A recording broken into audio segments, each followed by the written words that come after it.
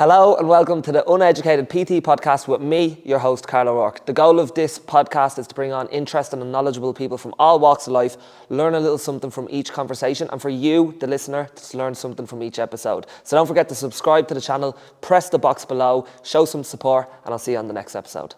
Before we get started, I want to address the elephant in the room. So Ward is an Irish name, correct? Yes, it is. Tell me about that. So I am part Irish. So I'm part Jamaican, part Irish, and also 2 years ago found out part Indian, which is just amazing. But yeah, Have you been to Ireland? Once. I shot with Peter Bennett.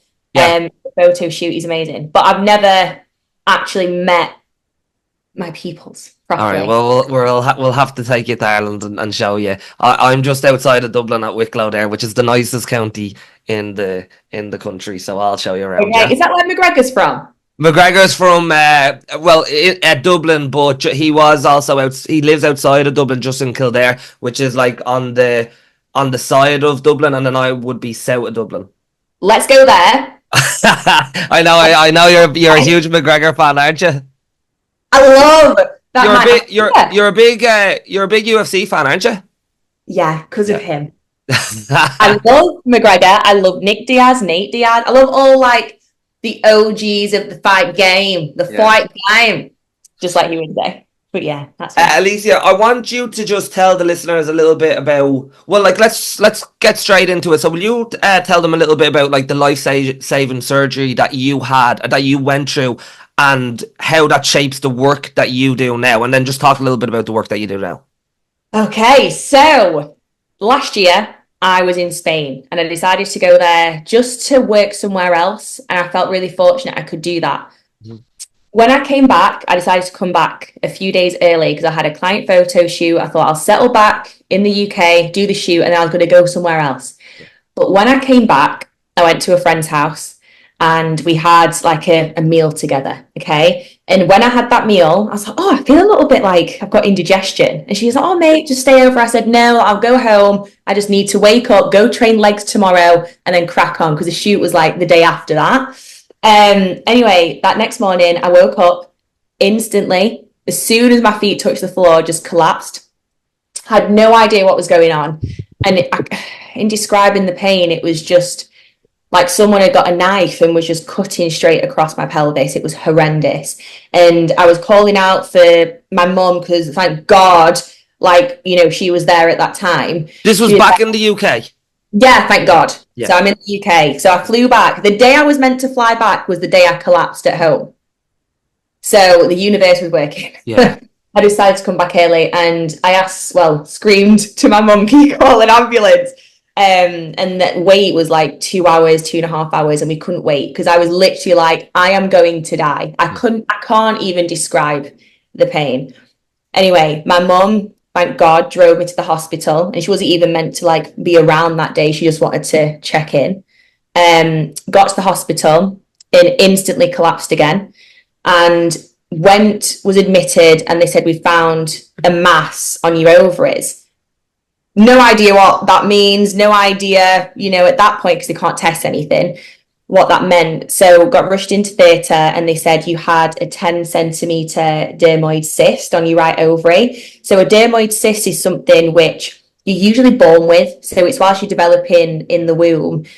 For whatever reason, a pocket of skin may fold over. For me, it was a pocket of skin around my ovaries. And because that's not meant to be there, the body will just feed it to grow because it's just strange. So it had teeth in it, it had hair, it had skin, because it was trying to form something. Yeah. So at that point I was 23. So in those 23 years there was no signs, there was no warning, which is very strange. Usually I was about to ask, is that's not common, is it not? No. Usually my stomach should have been really distended. I was so slim. I was dieting for this shoot, so I was in great condition until that all happened. But the scariest thing was they were that could have been fatal. And for me, I thought, okay, it's an ovarian cyst, of course we don't want it there. but how could it have been fatal? And it's basically because had the cyst kept getting bigger, they can get to the size of like watermelons and the organs will just move things. Had that have burst, the body could have gone into shock, infection, everything. And at that point, I forgot to mention, I did have an infection, so they were treating that as well. But I was in surgery for well over 4 hours and they wanted it to be like a 40-minute thing. But thank God, like they saved everything. I woke up the next morning and I think I just mentally switched off because I was like, okay, this has happened. Like, what am I going to do about it? You know? And when I was sat there just listening to all the women in the ward, every ward I was on, it was the women who got me through it. And like, even my mum, for example, she was always there. And speaking to the patients, they were like, Liz, like, this is pretty much it now. Like, you've had your surgery. You're in the system, you had a surgery. You probably have a women's health issue because I wasn't diagnosed with any women's health issues at that point. And so you didn't have any symptoms previous coming up to this? 0 symptoms. Like, I was at the gym. Like, literally, before I flew, I trained legs. I always train legs.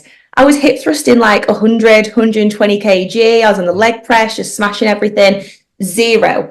The only issues I'd had would be around like my period sometimes, which we'll get on to, like the story behind that.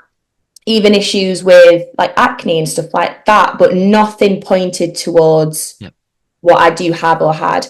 But it was what the women were saying. They were like, we are more or less the forgotten ones now. You've just got to crack on. And I was saying I was a coach and they were like, oh, that's amazing. Like, you'll probably bounce back so quickly.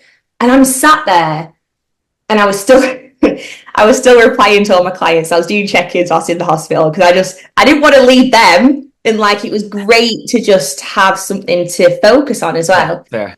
And I'm listening to all these people and I'm getting really angry because all these women have such massive stories and every single one is saying that's it. Like, we'll be at the doctors again after this because they'll just give you more drugs. We don't even know how to get stronger. We daren't step into a gym because we're so unconfident, and they've just given up. And I was like, yeah, that's not happening. So when I was going to the toilet, literally the nurse had just been to just check everything and everything was healing okay. My mum got me up and I was waddling to the toilet on the ward and I was like, Mum, I am going to help women who have had surgeries or health issues because I'm over it. I'm going to help them get back on their feet and just do their fitness journey again. Did you decide that there and then, yeah? Oh, yeah. My mum was like, okay. Because she's very used to me being like, this is happening. I was like, all right. And that was it. So I'm speaking to them and I'm like, Emma and Rachel are the names. And I was like, what do you think to this? Because this is what I want to do. This would help you with this way. Because you don't even know how to strengthen your core after, like, at that point, they were at 6 surgeries. Yeah. And they were like, oh, no one's ever done that. So I don't know. But if you want to do it, go for it. And I was like, okay. So I got home, started changing like certain contracts in like business side of things to just see how I could do things. It's crazy how the universe works because I have been coaching women with endometriosis and have had surgeries for years, but I'd always stayed in the realm of gen pop. So like women who want to gain muscle or, you know, lose fat, which I loved. And I still work with so many of those ladies. I've not culled them. It's just the passion now was like my purpose was so much greater. So I literally was like, you know what to do, Liz. You just need to make it happen. And now I'm coaching women from all over the world who have had surgeries or they've had children via C-section or, you know, vaginal birth. But the biggest thing, it's women who have women's health or chronic health issues and or have had a surgery, have a home now, and they're just living their best life. So I love it. So there's loads that I want to go into and like different things from PCOS to, is it Hashimoto's disease? Did I pronounce that correct? Forgive me now, I'm very ignorant on all these women's health issues, but you're going to teach me today. Flare-ups and all that. So, but I suppose since you touched on it, I want to ask about this, and that's kind of essentially about coaching clients around post-surgery, just as you obviously went through the surgery. So what was your like recovery process like, and what were some of the challenges that you faced with your recovery that probably helped you to become a better coach and to help other clients do the same thing? I'll be so real. My recovery was a hot mess, and all my clients know this. I'll say it with pride, because I think, And I have so much respect for the NHS. Like, they literally, those surgeons saved my life. Some individuals, however, can really see you in a way that just isn't fair. So just because people knew I was fit, and a lot of the doctors were like, yeah, we know your background, we know X, Y, Z, so you should be okay. When actually I wasn't. Like, I was left for 6 months with a serious pelvic infection, which I kept going to my GP saying, I'm not okay. And all I'd get is, no, this is normal. Like, you've had a major surgery. Of course you're healing. But with me doing this for so long, and also as a woman and a human knowing my body, it wasn't right. So then I went to a different doctor. In 40 minutes, he was like, you've got this, and you've got this. So then we sorted it. But in terms of my recovery, I did what I could. So I made my own like core and pelvic strength re-engagement plan. Yep. Sorted that. Even in terms of like my nutrition and stuff like that, I sorted it. And when it came to the gym, I was actually out of the gym for 9 months, but I wasn't a woe is me. I was like, okay, can you do yoga? And McGregor helped me massively with this. On God. And when I meet him, I'll tell him. Because when I was recovering, I watched his Netflix documentary, and he was like, movement is medicine. There's always something we can do. So I was like, I am going to get even further in my steps today. I'm going to go and do this yoga class, because all the doctors were saying is what I can't do. But I'm glad in a weird way that happened, and my recovery was rocky like that, because I can now sympathize even more so with my girls. Because say if they're getting fobbed off, I'm like, no, you need to go to this type of doctor and say this and get this blood test done so they can actually take you a bit more seriously. It's huge. So I'm glad it happened. And also I have a much better appreciation for fitness. It's not anymore more the aesthetic side of things or the competitive side of things. It's my life. Like, fitness and health is huge. So now when I set foot in the gym, I'm like, even if I have a rubbish day, we all have it. I'm like, well, there was a time you couldn't even stand by yourself. So go and do your leg session. It's just a different appreciation. Yeah, that's a very good point in terms of like your perception around the things that you're doing. Because obviously before this happened, you said you were prepping for a photo shoot, weren't you? Yeah. So it's like you could be doing the exact same training session, you could be doing the exact same leg session, but instead of doing it now to prep for a photo shoot, you're doing it for almost just the quality of life. Exactly.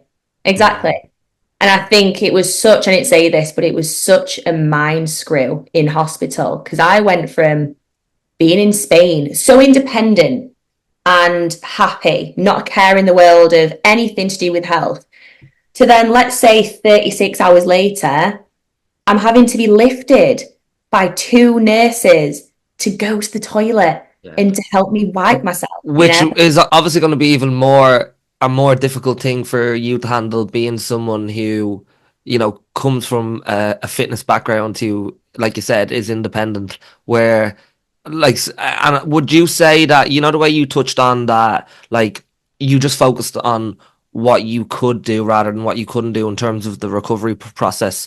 Because obviously, as a fitness trainer, that's like a lot of things that you're going to coach people is, all right, what are you in control of, and managing realistic expectations. Was that easy for you to do, or was it difficult for you to do? Because obviously, like, you had certain strength levels and fitness levels, and that's obviously getting pulled back. But then you also have the coach's perspective of being like, okay, what can I do? What's in front of me? I'm a bit of a nutcase. So I actually loved that I was noticing, because I was like, I need to change the narrative. If I'm the whole time in these 9 months, because I didn't, at the point when I was in it, I didn't know it would be 9 months, my recovery. But I was like, if you this whole time are going to focus on woe is me, I can't do this, I can't do that, you are going to be driving yourself into a ground. So for me, like, I remember it was like the Northern General in Sheffield, and the nurses had just got me to the toilet, and I was sitting there. And I was broken. I know I'm sitting here now being like quite optimistic and talking, but honestly, I was a mess, and having to speak to doctors about serious things, and like at 23 saying, do you want kids? Because if we have to do a hysterectomy, it's what we'll do. It's like, you don't think of these things. But I was broken, but I decided after the surgery was done, I was like, now what are you going to do about it? So it's all about mindset. And I don't want anyone listening who is going through like a surgery or any bad period in the life to be like, oh, well, I've just got to crack on. It's like, you're allowed to feel sad. Like, it's part of the process. Yeah. But there gets a point where you're like, you need to put it in your peripheral and just do this. So I was in here doing my office. I was in my office doing core and pelvic work. And I was like, every single session you do, Liz, is closer to actually not having to do it. You don't have to do it forever. But it really, for me, I didn't think of it as a coach's hat. It's just how I've always spoke to myself. Like, I'm very into manifestation. So I'm all about, if the mind can conceive it, it can achieve it. So you will be back at the gym soon.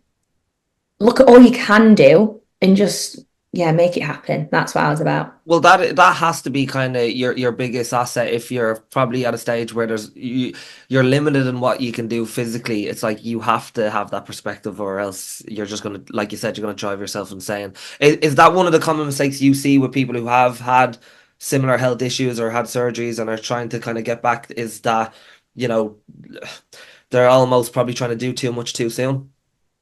100%, but it's not their fault. And I always say to my clients, I know you think you're the problem because you are told you're the problem. We all are, when we have women's health issues. So of course we're going to think it. We literally have the surgery. At this point, from what I'm gathering and for myself, you don't get a follow-up really anymore. So you just have to crack on and figure it out. And then women who cannot stand, just sitting or being still, which is quite common, they'll get into the gym, start doing way too much, but how are they meant to know? So for me, it's actually working with women on their self-esteem because they beat themselves up that they've got an issue, that they've had surgery, and that after the surgery, they've not bounced back. And not bounced back in terms of body and the physique, it's bounced back in terms of being a mom, being a girlfriend, like being a daughter, being their own self. So that's the biggest thing we work on. And like you said, doing too much too soon, I have to rewind a lot of things with them and then show them how it's done. And they learn as well. Yeah. But I suppose when they have that emotional support of you to kind of bounce ideas back or how they're feeling, that's going to help, because at the end of the day, if you don't have that support, you're going to be your biggest enemy in your head. 1000%. And the biggest thing is, when we're going through these things, for many of us, we do have a support system. So be it family, friends. But if not any of those family or friends have been through what you've been through, or even similar, they can't resonate fully. And it just makes you, as the person going through it, despite talking to people and venting, it just makes you feel that bit more alone. So having the girls be able to, yes, like work with me as a team, but also have the tribe with everyone else in there who's like, I get it. Yeah. You just feel seen. And then what happens is women actually can build better relationships with family and friends because they've got us to be that side of the life. Yeah, they feel validated, they feel seen, so they can continue on with their lives. Yeah, that makes complete sense. Can we talk a little bit about, so pelvic inflammatory disease and PCOS? Can you explain these to a clueless man, and also in terms of like how the symptoms impact your quality of life? Okay, so PCOS is something a lot of women are born with, and I want to say now, it's not your fault if you have PCOS. I think so many women, again, are fed this narrative by medical professionals that you just need to lose weight. Like, it's your fault you've gained weight, you need to lose it, you'll be cured. That's not the case. Like, it can be to do with your insulin resistance. It can be so many things as to why you have PCOS. But I see PCOS as like a broad term for many, as I said, different symptoms, different types of PCOS. For me, for example, I've got more inflammatory style PCOS with some insulin resistance. Okay. And many times doctors will just put you on the combined pill. Why do they do that? It's to try and balance out your hormones. Because with PCOS, usually you've got too much of the male hormone testosterone, more androgens. With that happening, the ovaries, with it being PCOS, more or less go into overdrive. With them going into overdrive and creating more and less of certain hormones, all these things can happen. You've got the weight gain, you've got the insulin resistance in terms of you'll be ingesting food, but it's not actually turning into energy properly. So you're sluggish, losing hair, acne, or gaining hair, like facial hair, for example. But it has a massive knock-on effect on your periods, because if your testosterone's so high, your body is just like, well, as a female, thinking, what do you want me to do? Do you know what I mean? So it's trying its best. It'll say, okay, you don't need a period this month, which, you know, we want to be having those. So we need to get to the root cause of why that's happening. So for me, the biggest root cause was insulin resistance. And then we'll get on to like the Hashimoto's to do with thyroid. And with the insulin resistance and stuff like that, what kind of symptoms come up for you? For me, it was every time I ate food. Yeah. Wasn't that I was hungry after it. I just felt like I had not eaten in about a week because I was so fatigued, no matter what. Then maybe like an hour later, I get a spike, or sometimes 10 minutes later, I get a massive spike of energy and then be like dead again. Even in terms of my gut.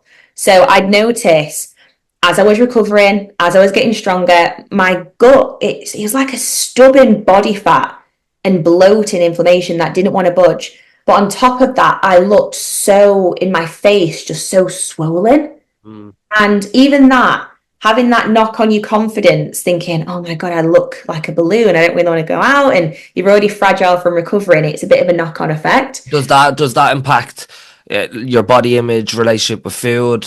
And do you have clients, I would presume a lot of your clients would suffer from the same symptoms, yeah? Yeah, so it had a massive knock-on effect on my body image because I'd taken the time to get used to my scars. That's not an issue. It was more I feel like a balloon. Yeah. And because of that, I now want to just wear the baggiest clothes ever, which if you want to wear baggy clothes, wear baggy clothes, it's cool. However, when you're actually wanting to go somewhere or meet a friend and you just feel crappy, it's just going to radiate. Yeah. It impacts your social life then, because you don't even want to go out then to the thing that you were supposed to be excited to go out there. Exactly. And then that affects your relationships, and then it's isolation again, feeding into the fact you're the problem. It's like a whole cycle. But like with that, in terms of relationship with food, so back in the day, but quite a few years ago, I had an eating disorder, which I've recovered from. And I wouldn't, and I don't ever want to let myself go back there. Yeah. But for me, it was my appetite just went. I was managing, honestly, on a good day, 2 meals a day, which you try your hardest with your mindset to keep strong, but it does have an effect on like your energy that you can give to people. So I knew there was an issue going on, and then got to the root cause and, you know, sorted that. And that's where the Hashimoto's came in. Hashimoto's. Yeah, I was about to say, explain Hashimoto's for me. So Hashimoto's is basically an autoimmune disorder which affects your thyroid. So for me, I got my bloods done and I was like, I need to know what's going on. So I had actually antibodies which were a little bit higher, signaling my thyroid was in overdrive, basically. And in terms of like stages, say there's like, if you want to say there's 4, like beginner, intermediate, and then up. I'm kind of at the beginning stages, which I'm grateful for, because I'm now able to do things that can keep the Hashimoto's at bay. But with Hashimoto's and PCOS, no one's ever really said this, but I'll say it. I see them as almost like siblings, because with your PCOS, it's all these array of symptoms. Like you've got the weight gain, unexplained, like it can just happen overnight. Yeah. You hold on to weight, you're fatigued, you're tired and quite depressed for so many of us, but it's more the hair growth and irregular periods that are under PCOS. Hashimoto's, it's more the tiredness, depression, it's the weight gain, joint pain, so many things. I think I said tiredness, but is it common that them two can be, yeah. Sometimes you find that PCOS could be the driver for the Hashimoto's. Because if you think, well, if the PCOS is the reason I'm insulin resistant, then the body will be kind of almost trying to fight something. And then you could find that certain hormones that can affect your thyroid can be heightened, and it's just a thing. Like, do you have clients that come to you looking for like body composition goals, and they have all these women's health issues that they have to Yeah, deal with as well? Like that, like if you like put it this way, you put a Gen Pop client in front of me with no issues, maybe a man. It's like pretty simple to be able to help them to lose body fat. You probably don't have to worry about all these other issues and all these body image issues and these difficult days. It's like, all right, stick to your calories, hit your training, hit your steps. You'll probably be all right. What exactly. are the like? How do you kind of cope with all these kind of different issues going on with these women while also trying to help them achieve this goal that they want? It comes down to teamwork. I always say it can't be a dictatorship. I think even when I was coaching like Gen Pop clients, it was never a dictatorship. But like, say one of my clients, she has endometriosis, adenomyosis, PCOS, and pelvic inflammatory disease. I'll get on to what that is. I know I skipped over that. So she has some of the big four. When it came to her, we had to sit down and say, we need to figure out what's going on with your symptoms. Let's find a pattern. Because for women like us, we can't just look at the scale. We can't just look at measurements or pictures. If we find that, say, in our luteal phase, we're not as tired, we're not as depressed, we're not as anxious, that's huge. And it shows we're doing something right, be it the supplementation, the nutrition, the training. Yes, there's more plates we need to spin with my girls, but once you get in a rhythm, it's Yeah. great. But it You're can you're be done. you're not going straight into nutrition, training, steps, all the thing. It's like figuring out how to kind of work around all these issues to basically produce a performance that they can produce. 100%. I mean, at the beginning, it'll be, say, if it's someone who's had a surgery and Yeah, it was literally like 6 weeks ago, yeah. we need to sort their core and etc. first. But we still look at the nutrition. We still, get the steps done. It's just not as we do Yeah, it in. it's probably going to take a lot longer, and you have to kind of manage realistic expectations that like it might be two steps forward, one step back. 100%. And it's actually them having the support with that and not feeling guilty, because with flare ups, they can happen at any time. They can derail everything. If you don't know how to work through it, then as soon as the flare up's passed, you're then in a massive rut of what's the point in starting again. Whereas if you've got that person or the people who can say, this is exactly what you do, it's not your fault, but you can do X, Y, Z, means as soon as the flare up's done, you're flying, you know? Yeah. I would imagine like there's a lot of kind of frustration and anxiety around kind of these physical limitations that they have, and I suppose your job is then to kind of be that emotional kind of support system that they need so they can continue to keep trying and keep putting steps forward. Yeah. For everyone who I coach, even myself, we all have elements of health anxiety. But the biggest thing that keeps it at bay is every single day doing something for your health, Yeah, whatever that is. whatever that is. But even in terms of expectations, and say if someone's taken 10 steps forward Mhm. and then they have to take a beat, because say with fibromyalgia, for example, whole body disorder, and it can flare up at any point and you could be in excruciating pain all the time, but sometimes the flare-ups can be debilitating. Mm. You need to look back and say, yeah, but you've had 3 months of no flare-ups. So you went from a flare-up every week to 3 months of nothing. And sometimes that can just get you back in the game and then you carry on. Is there any way to figure out like where the flare ups come from? Like, will they just come at random, or is there kind of things that you can put in place, like Yeah. reducing stress, or There's so many different scenarios because everyone's yeah, different. Like even for anyone who has endometriosis, if you're diagnosed on the same day, have the same stage, same surgery, it's your endometriosis and it affects you differently. yeah, But the biggest thing is when it comes to like the frequency and trying to pinpoint what it is, sometimes it can be life. Like you've got a job to hold down, you're stressed about your next surgery, you're stressed about anything. We can do so much in managing things. Or it could be because so many of our girls, they get the social life back and they go ham, which I love that. I want you to go like, get pissed if you want. But doing that, we've got to say, right, just prepare yourself if that happens and we manage it. But say if it's nothing to do with going out and it's more a stress, it's a deadline to do with work or a situation in personal life, I work with them on the mindset and more the solution solving side of things to help them do what they can. I'm not saying I'm a mindset coach, by the way. It's just sometimes you just need that help. But yeah, that's the main thing. With Hashimoto disease, is it a case where you can kind of overexert yourself quite easy and you get fatigued quite easy?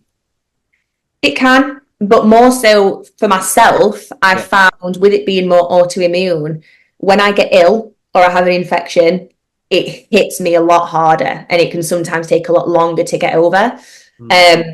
But again, when you have certain protocols in place, so for myself, I don't have gluten or dairy because it was clear that it was causing a lot of inflammation. Removed it. Anytime I have it again now, I flare up massively, so I avoid it like the plague. But that in itself changed everything. So I have regular blood tests just to check over certain things, to keep an eye on them. And I really believe just data and information is key. So I presume that's a big part of your job as well. The minute someone starts to work with you, it's just taking data, because then patterns will start to occur, so you can kind of figure out what's going on and where these symptoms are coming from. Yeah, because I'll always say to my girls, yes, you join me. Yes, we've got certain protocols in place, and no one can have the same plan because of what we said. It affects everyone differently. It's too complex. It's not yeah, 100%. But yes, we'll see results, but I still want them to get their bloods done, just so I can say, right, maybe this is the next step, or you know what, we're cruising, we're cool. But I just think even for them, if they have their bloods done and then I can go through with them and say, it means this, it means this, it means this, the self-esteem improves again, because they're like, oh, I know what's going on, And if they go to the doctors, which I've done in the past, you can just give them your bloods and you can have a bit more of a in-depth conversation. PCOS flare-ups. What are some of the most common triggers for PCOS flare-ups? Is there any kind of big ones that stand out? The biggest one for me, and I found with my girls, it can be around ovulation, because for many of us, we don't ovulate. And for some of us, it's extremely painful. But we can also get follicular cysts in our ovaries, which can burst at this, not fatal like a dermoid or anything like that, a lot smaller, but they naturally burst around ovulation. So when you've got PCOS, if you've got that follicular cyst bursting, or your body is trying so hard to ovulate, it can just be so painful. So I even find ladies, because so many women who have endo, because like 1 in 10 women in the UK have endo, 1 in 10 have PCOS. More often than not, they have both. So even when endometriosis is having a flare up, for example, even with my girls, we would plan in days where you're a lot less productive. Like guilt-free, that's your time to just lay out on the sofa.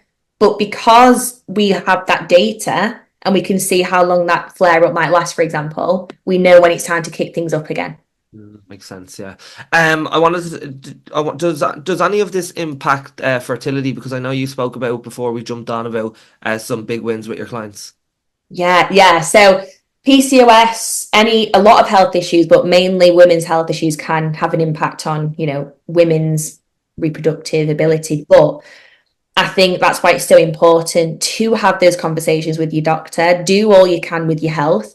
But in terms of like PCOS, for example, the reason it can affect fertility is because if you're not ovulating or you're not having a bleed every month, it will have that effect. But then other things will come into place. But like we said at the start of this call, the biggest thing that's been happening recently is so many of my girls becoming pregnant. And I'm not saying I'm God. I'm not saying it's, I've clipped my fingers.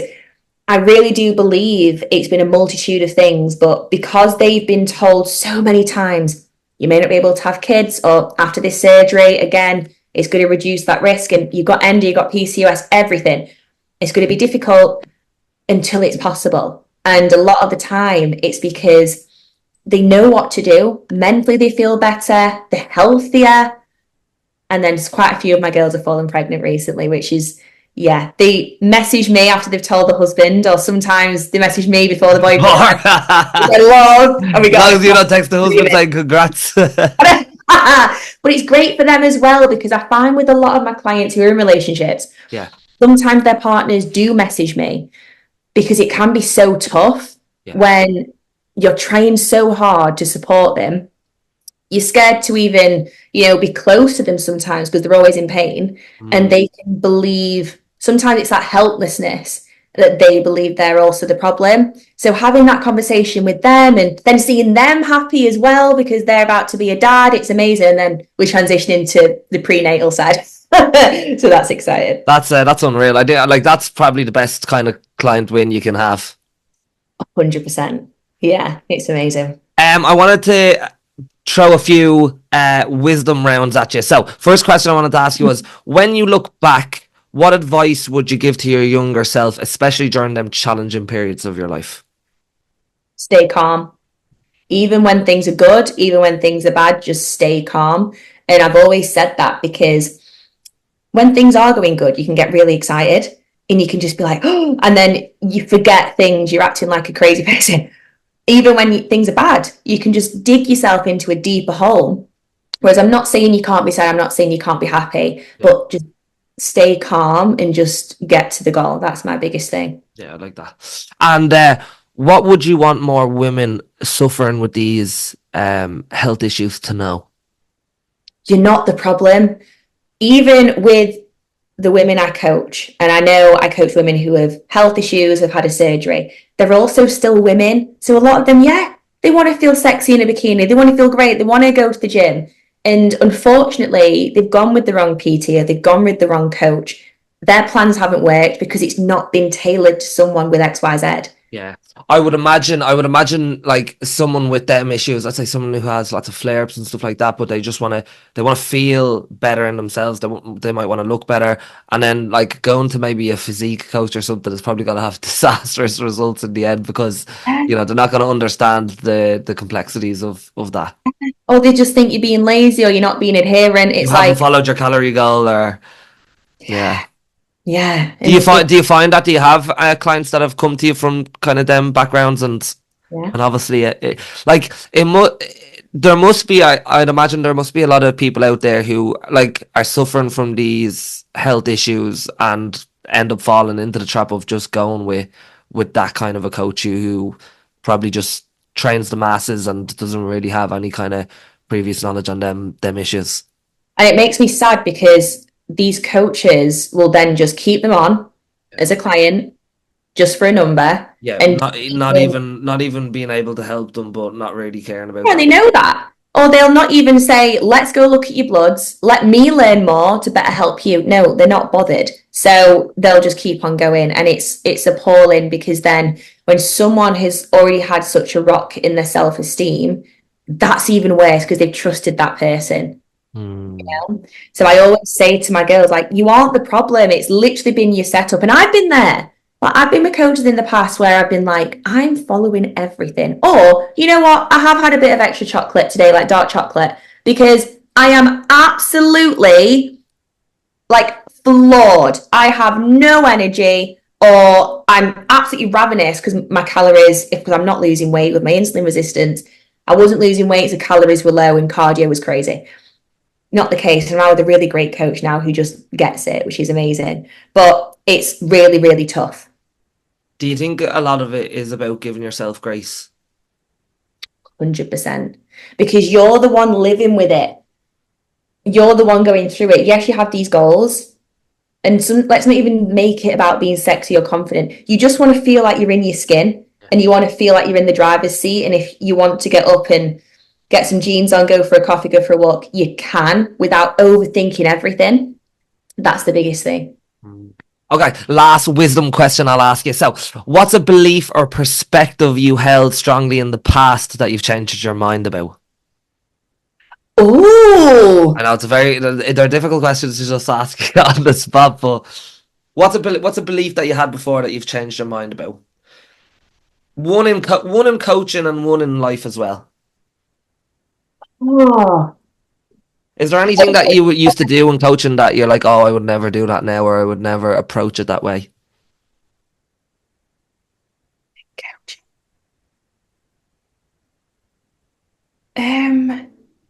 Okay, the only one I can think of right now in terms of fitness, and I'll get to what you asked, is competing.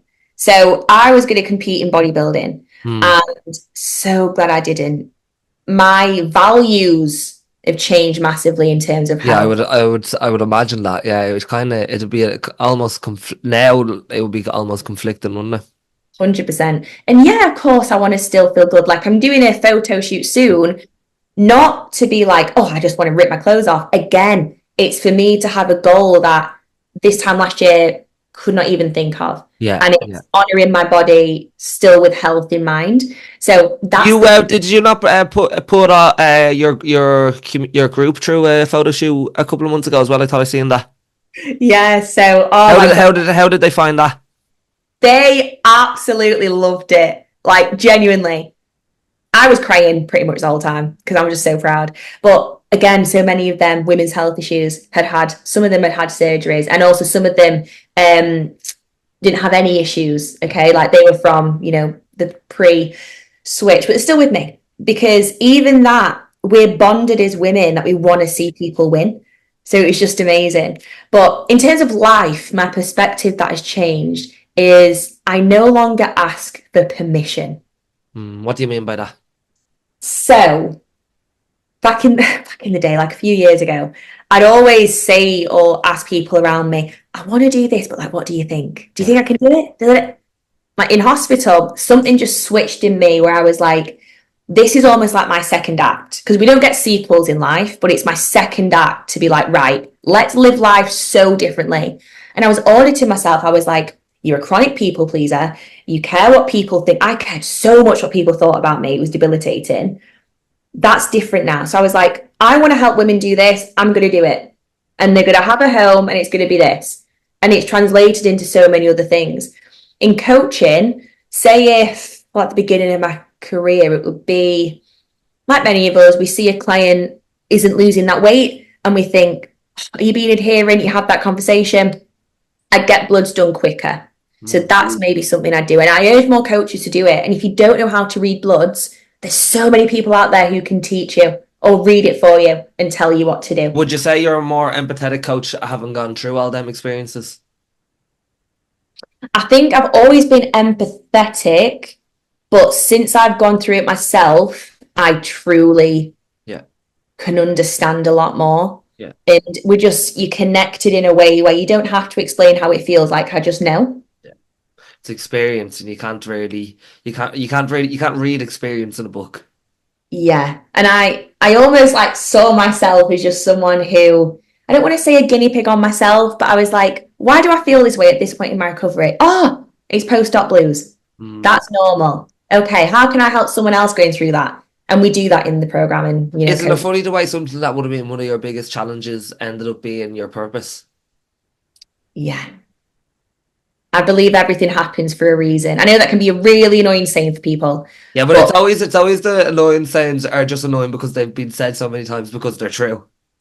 Yeah, no, like I was sat there and I was thinking, what is this teaching me? Like, sometimes I don't know why things have happened, but I do always believe there's a greater purpose for things. So speaking to Emma and Rachel and everyone else in the wards I was in, and Rachel's also one of my warrior clients now as well. Big up, Rachel. But all these that's hilarious that you just came straight out of operation, bagged yourself a client. But no, because she has had so many surgeries, stage 4 endo. And she was also just sat there thinking, if you can help me with that, I'd love to, because no one has ever actually given her a look in, and she's preparing for a hysterectomy soon. So we'll smash that. But what were we talking about? Yeah. So I was sat in hospital and I was doing so much introspection and I was like, you need to just follow your gut with this. And I'm so glad I did, because it's authentic and I'm so happy helping people. I love the way you said, what's this teaching me? Because that's a really good reframe from why has this happened to me to what's this teaching me? You can literally use that for anything that's going on in your life. I've overate, I'm a fat loss client. I've overate, I was out and I ate this and this. Okay, what's this teaching me, rather than I'm such a failure. Exactly. And then even with my girls, again, the human, they'll have times they overeat or they turn to food to soothe something. We go, okay, let's see what that was teaching us. the body somewhere along the line has probably thought, I'm stressed, I'm overwhelmed, let me turn to food. So let's just really work on cutting that, equation and changing it. So yeah, but definitely, what can I learn from this? How can I help others as well? Because the amount of conversations I was having, it was like a pattern near enough every day. Because as you ask people, what do you do for work and stuff like that? And I was like, no, this can't be it. And a big thing, I forgot to say this, I went on social media after the surgery looking for someone to help me, a coach who's had a surgery, has health issues, but wants to like become empowered through the fitness journey and feel great again and feel strong. I could not find one person. I mean, how big is the coaching industry as well? Yeah, that's so funny, because I've like interviewed so many coaches and haven't came across anyone with the niche that you have. Yeah. It's mad. And I'm proud of that because it means it's helping someone. Yeah, it's and important.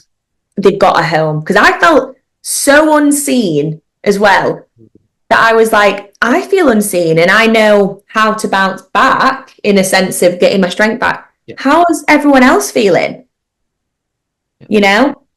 That was a big thing. You said that you used to be a people pleaser. So bad. Yeah. How did you? I won't say get over that, because I think everyone has a degree of it still in them if they've been a people pleaser. But how did you become less of a people pleaser? I started saying no and just being like, no. And then it was almost like, when you want to cry and you've got a really sore throat. Yeah. You feel terrible inside for saying no, but yeah. It was training myself because it got to a point I was running myself into the ground being a yes person. I was like, I'm so unhappy. And like, then of course you start blaming other people. Oh, it's them. Yeah, you resent them then, even though you're the one that booked yourself up. But take accountability. That's a big thing for me. Like, not everything's your fault 100%. We can't always say, I'm the issue. But my God, we are in control of more than we think, or we're the reason for things more than we think. Even like relationships, for example. I've always thought, it took a while to get here, my God. But I think now, if I know someone isn't right for me, for example, but I choose to stay, then I've chosen that. Yeah. So you can't be annoyed that you're upset, if that makes sense. If they keep on upsetting you or whatever. Makes perfect sense. Depends on the situation, but yeah. Yeah, I think a big thing with that as well, even if you like, if it's a stage right when you're younger and maybe you have less confidence in who you are, it's like you stay with someone even if they're not right for you, because it's like, oh well, like at least they love me, so even if it's not right for me, do you know what I mean? Whereas you can if you understand yourself a little bit better, then it's easier to say no to things. What you're not changing, you're choosing. That's what I was trying to say. Yeah. So even like when I was in the hospital and I was like, if you're not changing this narrative for people and yourself, but especially for everyone I was speaking to, you are choosing to be part of the problem. Yeah. And I didn't want to be that. Yeah. So even when it came to the people pleasing, I was like, you are choosing to put yourself last, even though you claim to be this independent, like boss bitch, like, but you're not acting like it because you've got no boundaries. Yeah. I talk to myself like that. It's a difficult thing to challenge in yourself, to be like, okay, you're actually choosing to be unhappy, and like all the things that you're complaining about, whether it's your job, your relationships, your health, it's like you've chosen that.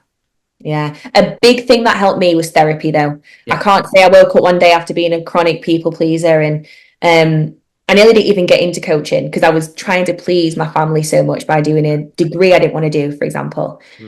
Got to a point I was like, we're not doing this. Change. And a massive thing was therapy, even during my recovery as well. And I don't think there's any shame in that. And I just want to say that for anyone who's like, oh no, not sure on it. It's great. Well, I'm glad you're able to say no to people, but I'm glad you said yes to this podcast. I've one more question for you and then I'll let you go. So what does success look like for you right now in your everyday life? Oh, honestly, it would be being authentic. Because even though I have, helped people and I'm helping people, I'm not ever, I haven't and I wouldn't ever lose my authenticity or empathy for people. And that's a big thing. So, we were speaking about these physique coaches who will see people as numbers. Yeah. Not happening. No one ever let that happen, because the success side is that I've been through a journey and it's still happening, but I know myself, and that's success, where no one can tell me who I am like I know. Yeah. Makes perfect sense. All right. So if there are people out here listening to this who are going through kind of similar circumstances, health issues, where can they find you to reach out to ask you a question or to work with you? How can they get in contact? Main thing would be Instagram. So at Alycia_BBA, at ALYCIA_BBA. And just drop me a message. It's me. I'll just, have a chat. Alycia, you've been amazing. Thank you for coming on today. And I'm going to leave everything in the show notes so people can reach out and have a chat with you, okay? Thank you so much for having me. Thanks for watching. If you like that episode and you want to see more content like this, make sure you're subscribed, and I'll see you on the next one.